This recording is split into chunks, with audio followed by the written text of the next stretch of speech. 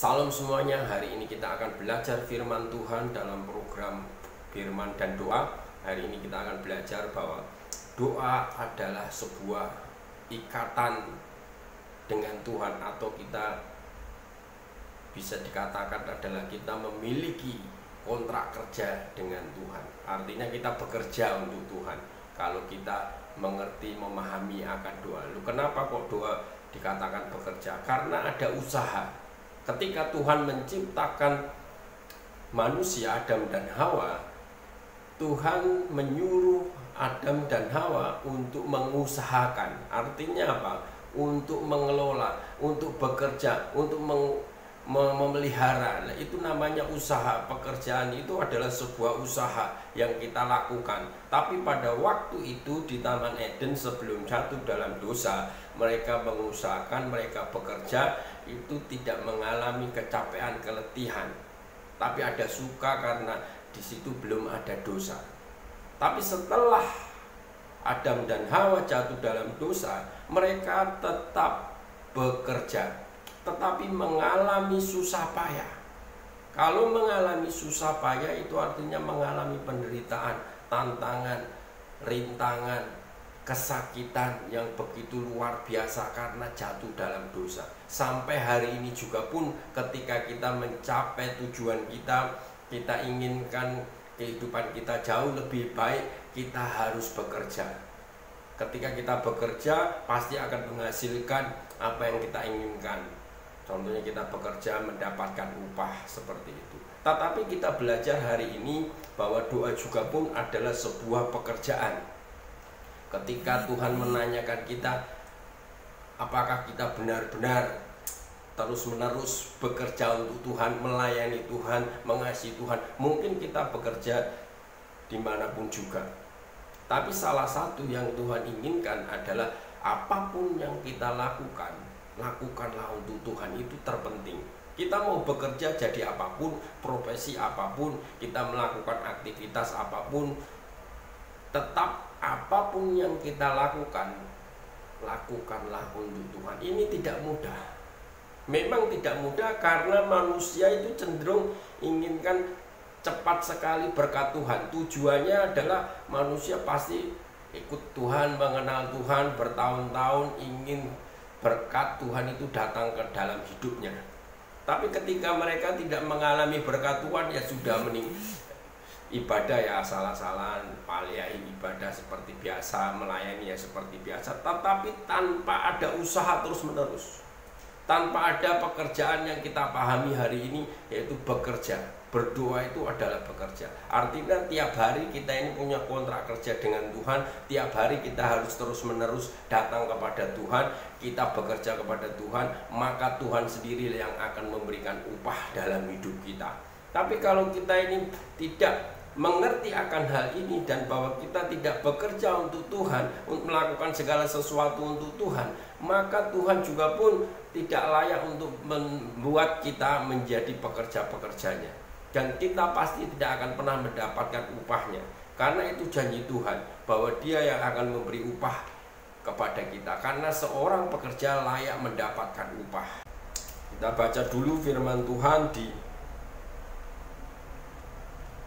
Yakobus pasal 5. Sama kalau kita perhatikan, apa yang membedakan Elia menjadi orang yang luar biasa dipakai Tuhan, padahal sama dengan kita.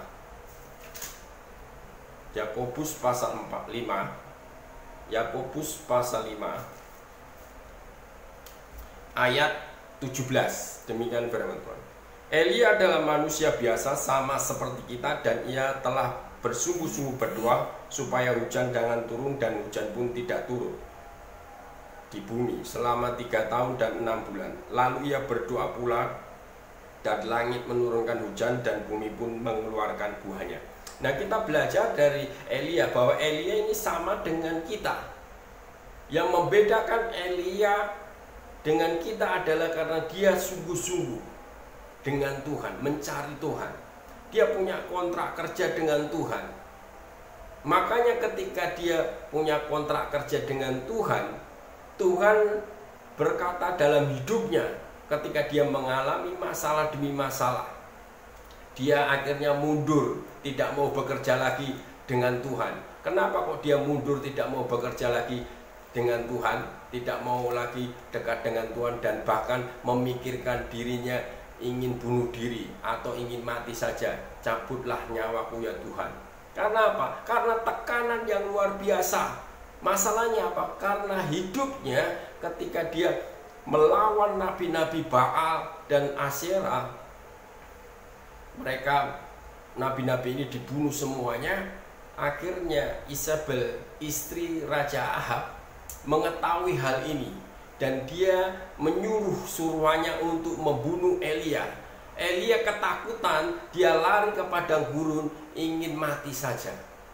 Ini hal yang luar biasa. Dia ingin mundur daripada Tuhan, dia tidak mau bekerja lagi ikut Tuhan, tidak mau, kontrak kerjanya ingin diputuskan, dia sendiri ingin memutuskan bahwa dia tidak mau bekerja lagi. Setelah itu dia kepinginnya mati. Tapi rencana Tuhan tidak seperti itu. Kalau kita punya kontrak kerja, Tuhan sendirilah yang terus akan memanggil kita. Tuhan sendirilah yang akan terus menarik kita, mengingatkan kita bahwa kita masih bekerja untuk Tuhan. Apa yang terjadi pada Elia? Pada saat Tuhan berkata, pada saat Tuhan bertanya, firman itu betul-betul akan membuat kita mengerti bahwa kita punya kontrak kerja dengan Tuhan. Elia juga punya kontrak kerja dengan Tuhan, tetapi dia sendiri ingin memutuskan kontrak itu karena tekanan, karena mungkin begitu beratnya ancaman yang diakibatkan oleh suruhan Isabel yang ingin membunuhnya. Ini hal yang membuat dia ketakutan begitu luar biasa, ingin mati saja, katanya dia. Tetapi Tuhan adalah Tuhan yang luar biasa. Diingatkan bahwa kita tetap bekerja untuk Dia, bekerja untuk Tuhan. Apa yang dikatakan Tuhan kepada Elia? Demikian firman Tuhan di 1 Raja-Raja 19 ayat 9. Nah, ketika itu Elia masuk ke padang gurun, bertemu dengan malaikat dan diberikan sebuah kendi berisi air dan makanan, dan ia makan seperti itu. Dan setelah itu melakukan perjalanan lagi, dia masuk ke sebuah gua. Di sini dikatakan ayat 9, di sana masuklah ia ke dalam sebuah gua dan bermalam di situ. Maka firman Tuhan datang kepadanya demikian, apakah kerjamu di sini, hei Elia? Jawabnya, aku bekerja segiat-giatnya bagi Tuhan Allah semesta alam, karena orang Israel meninggalkan perjanjianmu, meruntuhkan mezbah-mezbahmu, dan membunuh nabi-nabimu dengan pedang. Hanya aku seorang dirilah yang masih hidup, dan mereka ingin mencabut nyawaku. Ayat yang ke-15, ayat ke-13, kita baca ke ayat yang ke-13. Segera sesudah Elia mendengarnya, ia menyelubungi mukanya dengan jubahnya, lalu pergi keluar dan berdiri di pintu gua itu. Maka datanglah suara kepadanya yang berbunyi, apakah kerjamu di sini, Elia? Jawabnya, aku bekerja segiat-giatnya bagi Tuhan Allah semesta alam, karena orang Israel meninggalkan perjanjianmu, meruntuhkan mezbah-mezbahmu, dan membunuh nabi-nabimu dengan pedang. Hanya aku seorang dirilah yang masih hidup, dan mereka ingin mencabut nyawaku. Perhatikan ini, Tuhan mengingatkan Elia ketika Elia mau mundur. Artinya Elia tidak mau lagi bekerja untuk Tuhan. Tuhan mengingatkan, kerjamu apa Elia? Elia berkata, kerjaku adalah bekerja segiat-giatnya untuk Tuhan. Aku bekerja untuk Tuhan segiat-giatnya. Itu artinya kita ini terus bekerja untuk Tuhan, dan Tuhan mengingatkan Elia. Hal inilah yang seharusnya kita pahami, bahwa kita bekerja untuk Tuhan, seperti kita belajar dari Elia. Dan apa yang terjadi dalam kehidupan Elia? Elia diberikan kekuatan kembali lagi. Elia diurapi Tuhan lagi. Dan terus menerus ini adalah orang yang biasa menjadi orang yang luar biasa karena Tuhan. Dia tidak pernah mengalami kematian dalam hidupnya. Itu yang luar biasa. Dia diangkat Tuhan. Inilah orang yang bekerja terus menerus, bekerja segiat-giatnya untuk Tuhan seperti Elia. Apa yang dilakukannya karena dia bekerja untuk Tuhan. Dan hari ini kita belajar apapun pekerjaan kita, apapun yang kita lakukan, baik kita bekerja punya profesi apapun, melayani apapun, pelayanan di gereja, melayani di mana-mana, yang kita harus mengerti bahwa kita punya kontrak kerja dengan Tuhan. Kita bekerja untuk Tuhan. Nah, apakah kita ini betul-betul bekerja segiat-giatnya untuk Tuhan? Kalau kita bekerja segiat-giatnya untuk Tuhan, maka kita akan dibawa Tuhan lebih lagi, mengalami Tuhan, mengalami keajaiban Tuhan, mengalami hal-hal yang luar biasa dari Tuhan untuk supaya kita lebih mengenal Tuhan. Dan masa akhir zaman kita akan diangkat Tuhan. Kita harus menjadi generasi-generasi Elia. Karena apa? Karena generasi Elia adalah generasi yang akhir hidupnya diangkat Tuhan. Ada banyak orang-orang berkata bahwa ini generasi, ini zamannya generasi ini zamannya generasi ini zamannya generasi. Saya mau katakan bahwa generasi yang seharusnya dibuat adalah generasi seperti Elia. Karena Elia juga manusia biasa. Elia adalah orang yang seperti kita, mengalami sakit, mengalami tekanan, mengalami yang namanya putus asa, mengalami yang namanya ingin mundur daripada Tuhan, tidak mau bekerja lagi untuk Tuhan. Karena saking beratnya tekanan itu, bahkan ingin bunuh diri. Tetapi Tuhan melakukan keajaiban, menolong dia, tidak mengalami kesulitan lebih lagi. Dia adalah orang yang dikasihi Tuhan. Karena dia bekerja segiat-giatnya untuk Tuhan, maka dia diingatkan oleh Tuhan. Apa kerjamu, Elia? Aku bekerja segiat-giatnya untuk Tuhan. Nah, seharusnya kita juga seperti Elia belajar dan belajar sampai kita ini terus memahami apa isi hati Tuhan, apa keinginan Tuhan, bahwa saya punya kontrak kerja dengan Tuhan. Saya memiliki hubungan, kedekatan dengan Tuhan. Ketika masalah demi masalah terjadi, maka Tuhan akan menolong kita. Tuhan akan mengingatkan kita, kerjamu apa? Aku bekerja segiat-giatnya untuk Tuhan. Bahwa seorang pekerja layak mendapatkan upah. Dan hari ini kita belajar bagaimana Elia yang sama dengan kita, manusia biasa, mengalami banyak masalah, tetapi Tuhan melakukan keajaiban-keajaiban dalam hidupnya. Bahkan dia diangkat Tuhan. Kita juga pun ketika kita bekerja segiat-giatnya untuk Tuhan, maka suatu hari di akhir zaman kita akan diangkat Tuhan. Itulah janji-janji Tuhan yang kita harus pelajari dalam setiap firman Tuhan yang ada di Alkitab, supaya kita dibukakan rahasia-rahasia yang luar biasa. Puji Tuhan, mari kita berdoa. Terima kasih Tuhan untuk keajaiban, untuk kebaikan Tuhan pada hari ini. Kuasa-Mu boleh bekerja buat kami, setiap kami. Berkati bangsa kami Tuhan, pulihkan bangsa kami, sembuhkan bangsa kami Tuhan.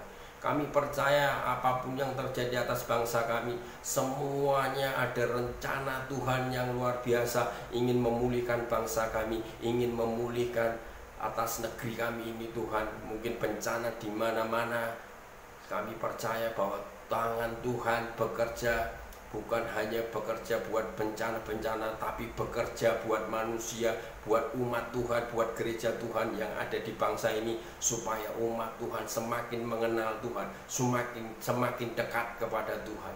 Engkau berkuasa Tuhan buat umat-Mu, buat jemaat-Mu, gereja-Mu, terus memiliki keinginan belajar akan firman Tuhan, menggali firman Tuhan, semakin dekat kepada Tuhan, semakin terus-menerus mencari wajah Tuhan, dan mereka menemukan Tuhan yang sebenarnya. Dan kami percaya ketika mereka menemukan Tuhan yang sebenarnya, mereka tidak akan dipengaruhi oleh doktrin-doktrin yang menyesatkan, bahwa doa bukanlah sebuah doktrin, doa bukanlah sebuah mantra, doa bukanlah sebuah aturan-aturan, tetapi doa adalah hubungan dengan Engkau Tuhan. Biarlah kami menemukan Tuhan. Dengan kami terus belajar menggali firman Tuhan, bahwa kuasa-Mu boleh bekerja dalam hidup kami, gereja-Mu, umat-Mu.